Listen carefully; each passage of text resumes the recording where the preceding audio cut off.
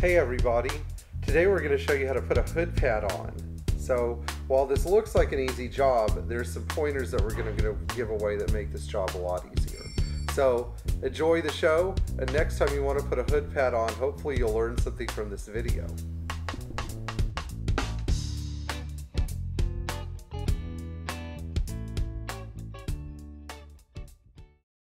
So welcome back to the world of Pierre Hedary, and this is the way to install a hood pad. Now I've enlisted my friends George and Steven, who I've helped with their Mercedes. George has a 300D 2.5 turbo and Steven has a 240D, to be my models for this process. And the first thing that you see George is doing is he's covering the front fenders with a blanket to keep the old hood pad debris out of the engine bay. So this is just a standard U-Haul moving blanket, but anything, even a sheet of plastic, will work.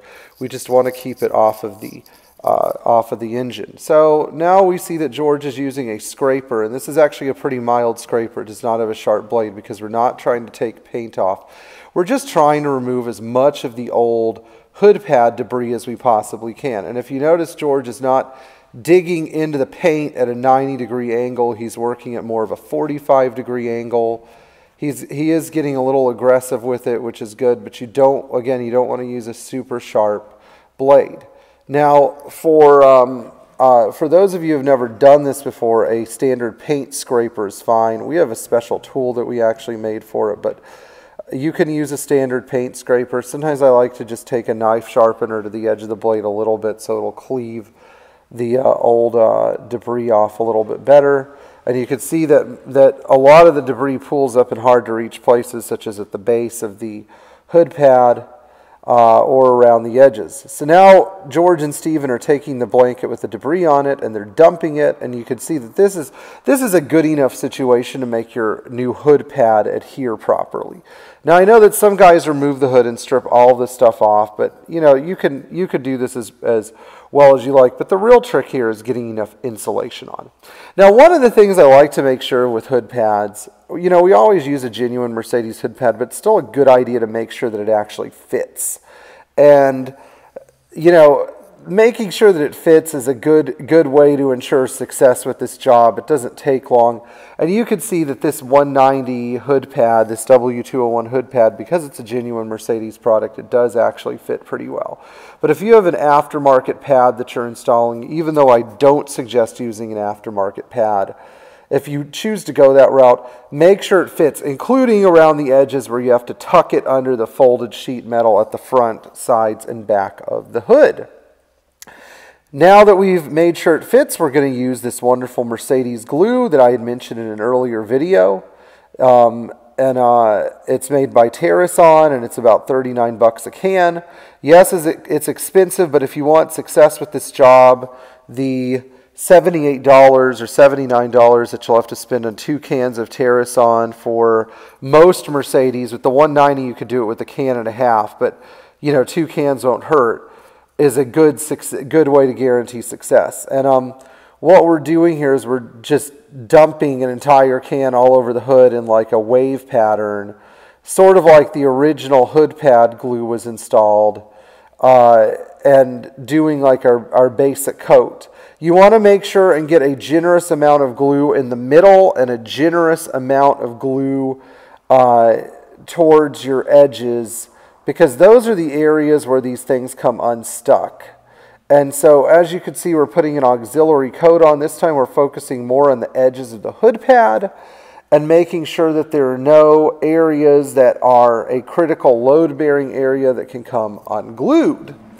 Now, if you choose to do this by yourself, that's good, but it's nice to have an extra person to help you lay the hood pad in place. Doing it by yourself is really, really hard. So as you can see, George is assisting me, and we're actually putting this on. Also note the fact that my hands are clean, which I think some of you have mentioned before that they don't ever seem to be clean. In this case, they are clean. What you could see that I'm doing here is I'm fitting the edges first, because those edges are often left untucked. Now, why do we tuck in the edges? Well, it's so that air current from the fan or from residual air can't untuck them. So you see how I'm pushing the leading edge of the hood pad into the folded sheet metal at the front of the hood. And you see this, there's this one area that's bulging out. There's where the error is, sort of at the top where George points to it. We see this a lot. You can't have any of those. You also want to make sure that the hood pad adheres evenly, and after you press it down in place with your hand, if you happen to have a paint roller laying around, and or something like this, a dough roller, some kind of roller, roll it to go ahead and get the air bubbles out between the hood pad and the glue, and this helps get the glue to really stick on there. You know, I mean, you really want this thing to stick, and the best way to do that is to use force and pressure. So just sort of patting it on there with your hand is not enough. As you can see, the hood blanket is still there because we don't want to get any glue on the fenders of the car. You will never get Terrason off. It will eat away at the paint, actually. So you want to make sure that the Terrason is not really able to make contact with the paint under any circumstances. And then once you're done rolling the hood pad on, pull your blanket away carefully and shut your hood and drive away. You may want to check up to 24 hours later for any spots that are weak, but overall a good hood pad gives you roughly a 10% noise reduction. Anyway, thank you so much for watching, and I hope you enjoyed this video. If you haven't supported us in Patreon yet, please consider doing so. We're always here for Patreon subscribers. Please like, share, subscribe, tap the bell for notifications, and post your comments below. Enjoy driving your Mercedes Benz.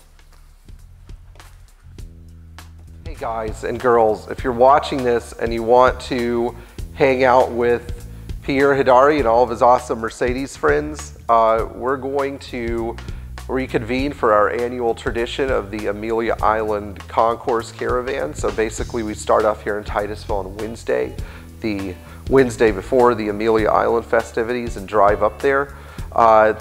Obviously there's no charge. We just want to bring the Mercedes community together that's coming in for this event. So we'll be there basically all 4 days, Wednesday night through Sunday. And if you want to join us, just email me at mbownersforlife@valsouth.net, and we will be ready and waiting for you.